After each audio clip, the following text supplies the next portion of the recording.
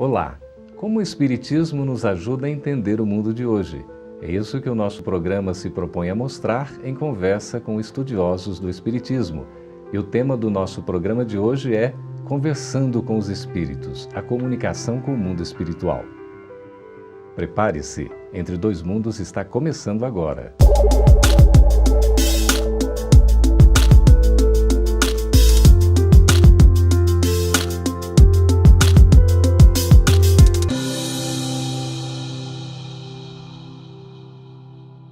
Escolhemos o tema Conversando com os Espíritos, a comunicação com o mundo espiritual, porque estamos recebendo diversas solicitações dos nossos espectadores sobre esse assunto.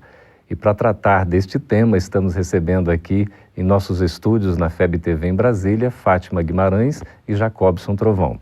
Fátima é estudiosa, trabalhadora da Federação Espírita Brasileira na área da mediunidade, estudo e prática. Seja bem-vinda, Fátima. Muito obrigada, é uma alegria estar aqui com vocês. E Jacobson também trabalha nessa área da mediunidade no Movimento Espírita do Brasil e também autor da obra Psicofonia, na obra de André Luiz. Seja bem-vindo, Jacobson. Eu que agradeço, Geraldo, a oportunidade. Muito obrigado. Então, para a gente começar a conversar, afinal de contas, Fátima e Jacobson, há vida depois da morte?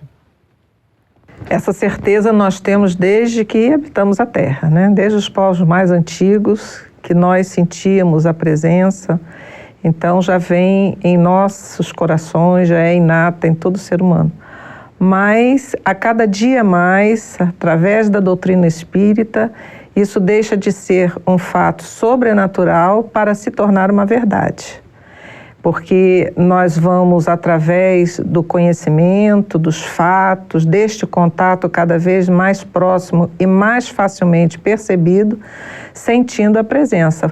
E nas obras de Kardec vamos, então, ter toda essa parte científica, filosófica, que vem comprovar esse intercâmbio, né? Pois é, esse intercâmbio, essa comunicação, de fato existe, Jacobson? Porque muitas pessoas têm dúvida se, de fato, a gente consegue entrar em contato com os vivos do outro lado. Geraldo, essa dúvida, ela ainda persiste, mas a gente vai percebendo que ela tende a desaparecer. Os registros históricos demonstram um contato permanente nosso com o plano espiritual em comunicação direta. Nós temos registro num livro mais comum que está à disposição nossa, que é a Bíblia. Nós vemos o Velho Testamento, reis consultando pitonisas, que eram as médiuns, alguns casos conversando diretamente com outros reis que já haviam falecido, pedindo orientações. O Novo Testamento, com Jesus, então, a comunicabilidade se expõe de forma impressionante. Jesus, no alto do Monte Tabor, ele conversa com Moisés e Elias diante dos apóstolos. Nós vemos, então, a Bíblia de ponta a ponta, do Velho ao Novo Testamento, a comunicabilidade com os Espíritos. Esse desejo, Jacobson, assim, Fátima, de entrar em contato com um ente querido que já faleceu, uma pessoa que possa, de certa maneira, trazer alguma informação, é um desejo perfeitamente natural, não é? Sim. A ligação que nós temos, né, entre os familiares, não só aqueles que estão agora encarnados conosco e que sentimos a partida, mas aqueles que ficaram no plano espiritual, ela é constante. É uma necessidade que temos de estar nos relacionando, não é? E nós, então, podemos, através da intuição, né, das percepções de diversas ordens, nós sentimos em nós a presença e isso faz com que queiramos ter a certeza, não é? Aquele que parte, ele não esquece de nós. E pelo fio do pensamento, nós estaremos sempre ligados. Por isso, muitos sentem essa necessidade maior, num caso do desencarne mais violento, porque querem entender a razão daquele fato. E aí busca-se, né, os médiuns nessa necessidade da certeza, não de que ele sobrevive, mas do porquê daquele momento e daquela forma. Qual seria, então, Jacobson, a principal razão de uma pessoa buscar um contato com um ente querido que já desencarnou, já faleceu? A saudade, Geraldo. Quem perde um ente querido realmente tem essa necessidade fruto de uma saudade.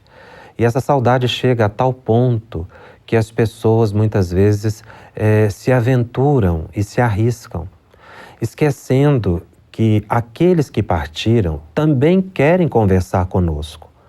Mas a separação muitas vezes é necessária. Aquela saudade desequilibrada, o choro permanente, a inconformação, a insatisfação, são fatores que inclusive impedem a comunicação. Porque aquele que foi precisa se libertar para continuar o seu progresso. Ele também não esqueceu. Mas de acordo com situações como o merecimento, a oportunidade, a possibilidade de contato mediúnico, as condições de quem desencarnou, é que vão determinar essa possibilidade real de contato.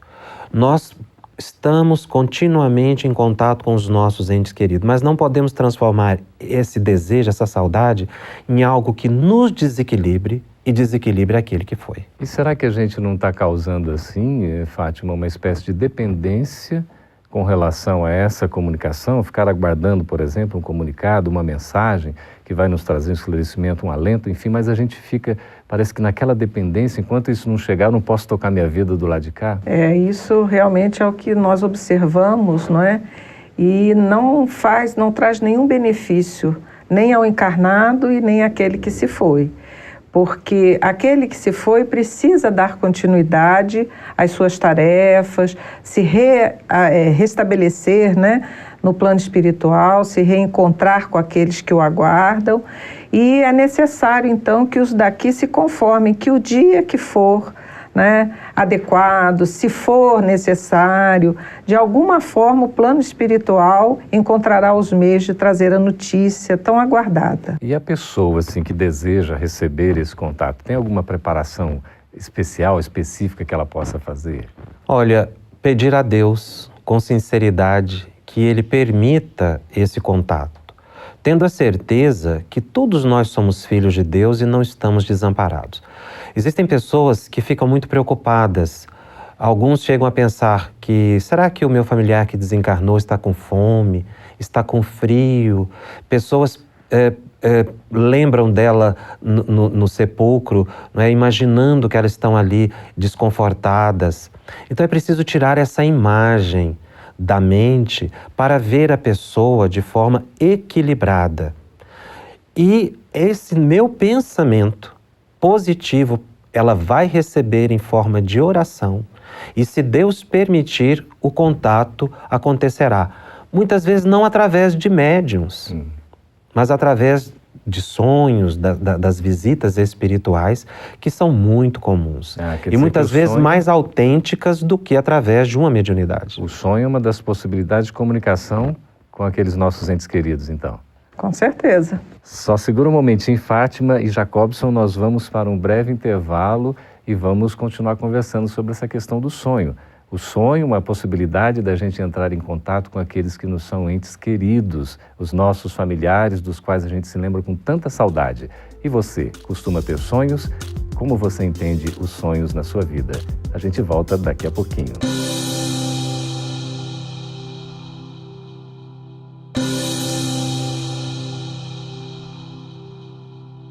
Estamos de volta e antes do nosso intervalo deixamos a questão sobre os sonhos, a respeito da comunicação que pode acontecer com aqueles que são os nossos entes queridos pelos sonhos que a gente tem no dia a dia da nossa vida.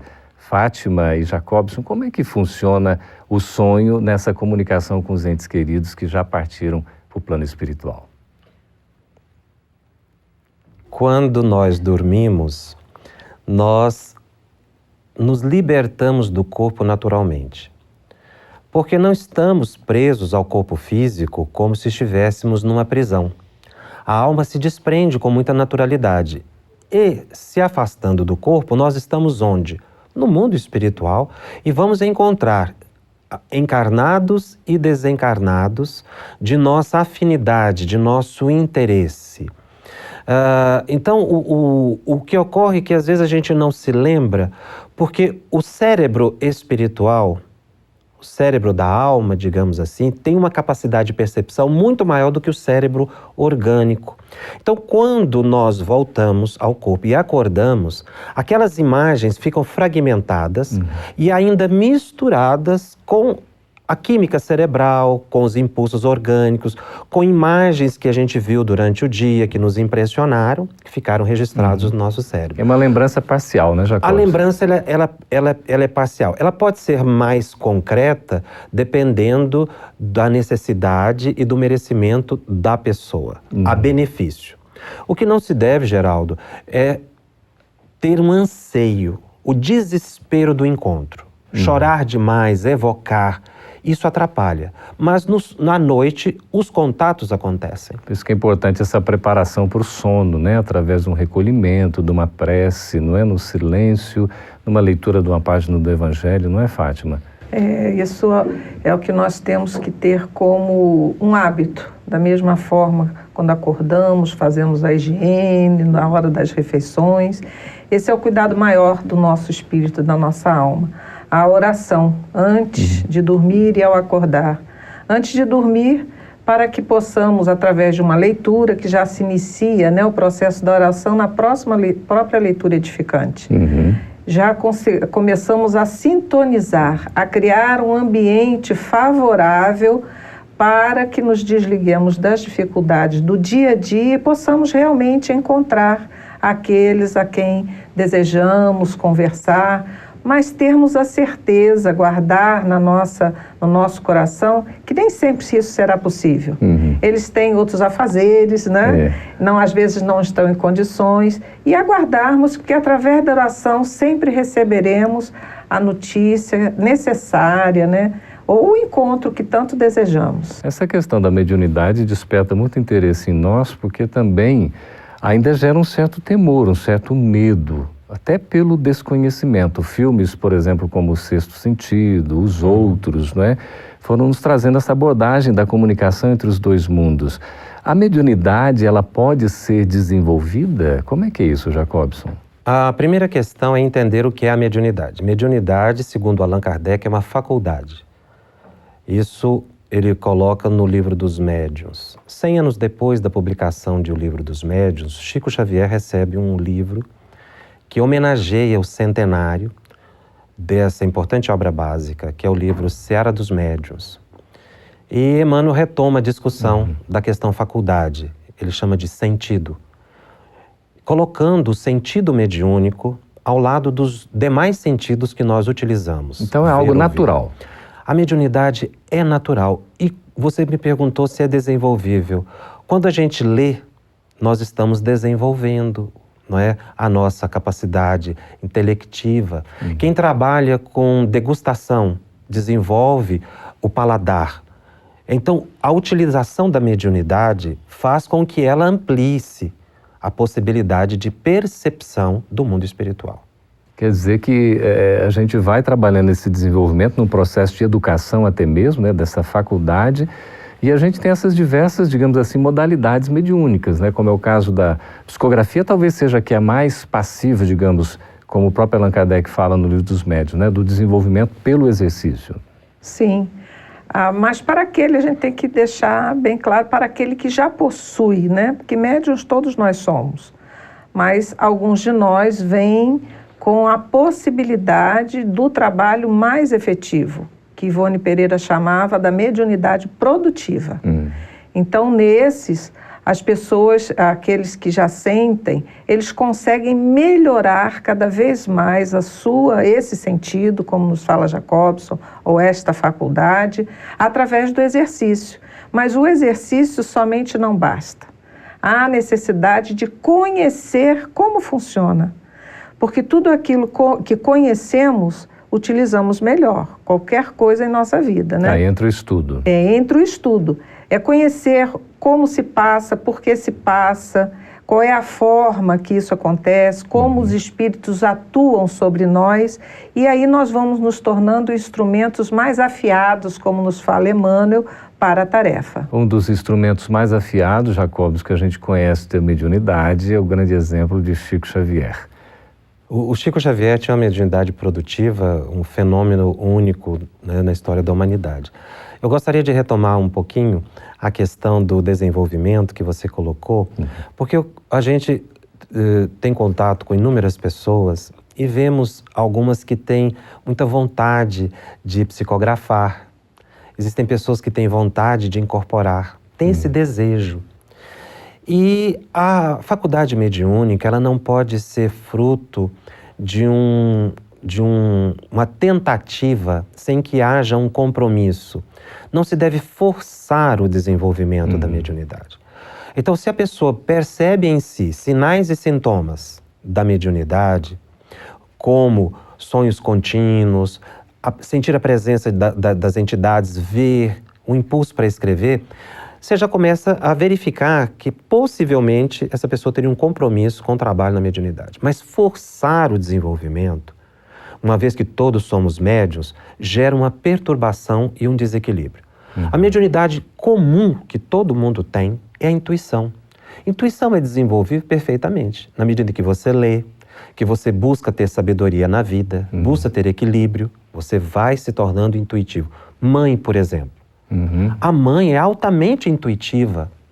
Ela vê a necessidade do filho. Conforme ela vai convivendo com o filho, essa intuição vai ampliando. Então, é isso que é desenvolvimento. Quando você fala da educação, não é? Agrega-se aí o quê? Conhecimento e transformação moral. Por que a mediunidade em Chico Xavier sublimou-se? Porque Chico buscou para si a renúncia, a disciplina moral, o esforço do trabalho. Isso fez com que ele, segundo a sua biografia, que tinha um compromisso de receber 30 livros, recebeu mais de 400. Que maravilha, uma obra mesmo. Exato, porque voltada para o bem, não é? Voltada para o bem, por quê? Pelo esforço que ele demonstrou na atividade. A gente pode dizer, Fátima, já encerrando aqui o nosso bloco, que a mediunidade é um trabalho de caridade? Acima de tudo, né? Mediunidade, ela veio com o propósito de favorecer-nos o trabalho da caridade. Muito bem, nós estamos conversando com Fátima Guimarães, com Jacobson Trovão, sobre esse assunto tão importante que é a mediunidade. A gente vai para um breve intervalo e voltamos para o terceiro bloco, já respondendo as questões dos nossos espectadores. Aguarde, a gente volta daqui a pouquinho.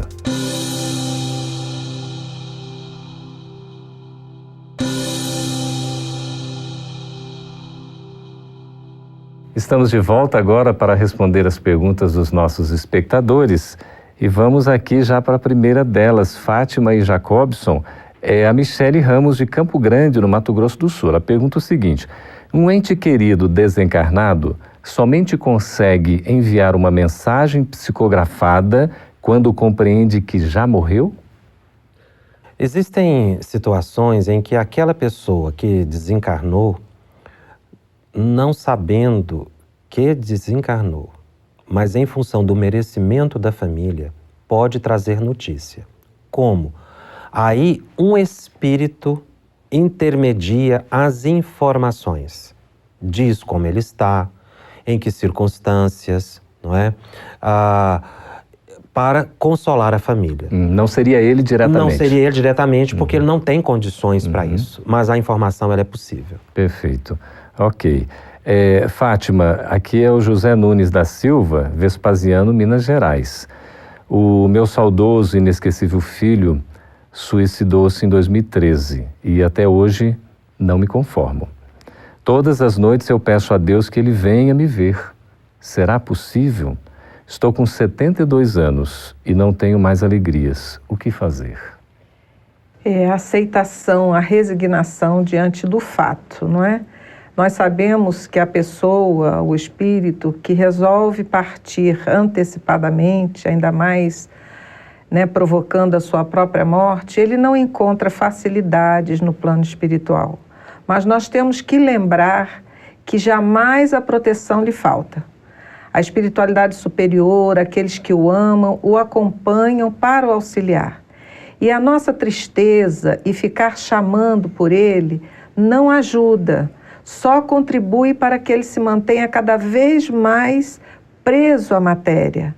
Então, se nós desejamos o bem, desejamos saber que essa pessoa vai ficar bem, é orarmos resignadamente, pedindo a Deus que o envolva em muita paz. E nós não podemos julgar também. Cada caso é um caso, não é? As notícias dos suicidas muitas vezes são nos trazidas de forma bastante contundente. Cada um teve a sua razão. E isso é levado em conta no plano espiritual. Alguns são acolhidos rapidamente, levados para regiões, né, onde são acolhidos, atendidos, e ali dormem, até terem condições de tomarem conhecimento do ato que fizeram contra si próprios. Outros não, realmente ficam em processo de aflição. Tudo depende do que levou essa pessoa a essa forma, né, de partida. Então, que esse pai, ele ore, né, e pense, envolva seu filho em muita paz, vendo no plano espiritual, com os avós, com amigos, com aquelas pessoas que já lá se encontram, porque com certeza ele ajudará muito mais e o conforto virá ao seu coração. Isso mesmo. Acima de tudo, através da oração. E o amor continua, né, Fátima? Eu sou José Nunes, então tem essa confiança, essa certeza de que não está só e que a misericórdia divina sempre nos ampara. A Ana Beatriz, de Brasília, Distrito Federal, ela pergunta o seguinte: uma pessoa que se cura depois de sofrer de um câncer e com o passar do tempo descobre um novo câncer, isso é punitivo? Em minha opinião. Quer dizer, a opinião dela, isso seria uma espécie de punição. Ou será um resgate? Geraldo, Lázaro foi curado por Jesus, um dos fenômenos mais extraordinários do Novo Testamento. Ele já estava morto há 4 dias. E Jesus o restituiu à vida. Mas Lázaro, porque foi curado por Jesus, não passou a ter o direito da vida eterna. Chegou um momento em que ele desencarnou. A cura, ela acontece, e muitas pessoas não entendem bem o porquê. É para que nós possamos dar continuidade às nossas provas na Terra. A cura é um convite para a melhoria pessoal. Se o câncer voltou, isso não é uma punição.